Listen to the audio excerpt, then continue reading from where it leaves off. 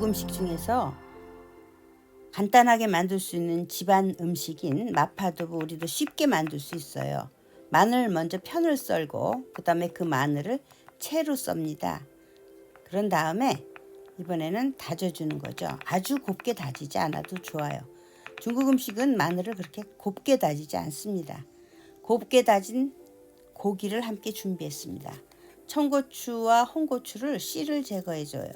그리고 이것이 그렇게 아주 곱게 채를 썰지는 않아도 좋습니다만은 그래도 어느 정도 크기가 있게 채를 썰어주면 좋습니다. 그래서 마파두부는 어쨌든 청고추, 홍고추 또는 뭐 샐러리 같은 것들, 푸른 채소들 이런 것들을 약간 송송송 써는 형식으로 해서 넣어주면 좋습니다. 그래서 홍고추를 먼저 송송 썰어서 준비해 주고요. 그 다음은 또 풋고추를 송송 썰어서 준비해 주면 되겠습니다.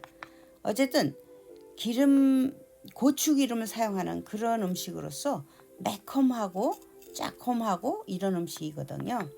자, 그 다음에 청고추 씨를 제거해 준 다음에 길게 채를 썰어서 아까 홍고추 만들 때와 같이 채를 썰어 줍니다.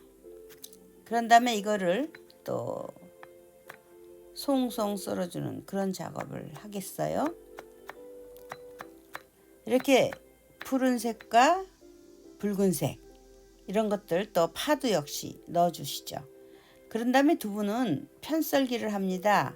아주 크기 때문에 큰 칼을 가지고 손을 이렇게 눌러가면서 편썰기를 해주고요. 한 1 내지 1.5cm를 준비해 줘야 되니까 그런 다음에 두부를 각썰기 그러니까 가로 세로 높이가 다 한 1.5cm 되게 해주는 게 좋아요. 그런데 이번에는 또 직각으로 또 각썰기를 해줍니다. 일정한 크기가 되도록 해주는 것이 중요하겠죠. 이렇게 하면 굉장히 많은 양인데도 쉽게 두부가 각썰기가 가능합니다. 그리고 한편에서는 전분에 물을 불려줘요. 이 전분 물 불리기가 잘 돼야만 나중에 걸쭉한 중국 음식의 전통적인 그런 음식이 만들어집니다. 가열된 팬에 고추기름을 두르고 마늘을 넣어줘요. 그래서 어느 정도 볶아준 다음에 여기다가 파까지도 첨가해 줍니다. 지금 이 파는 좀 굵게 썰었는데요. 이거보다 조금 더 잘게 써는 것이 더 낫겠죠.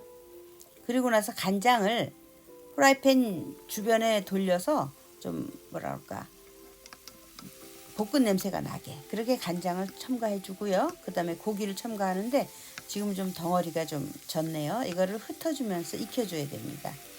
안 그러면 덩어리가 붙게 돼요.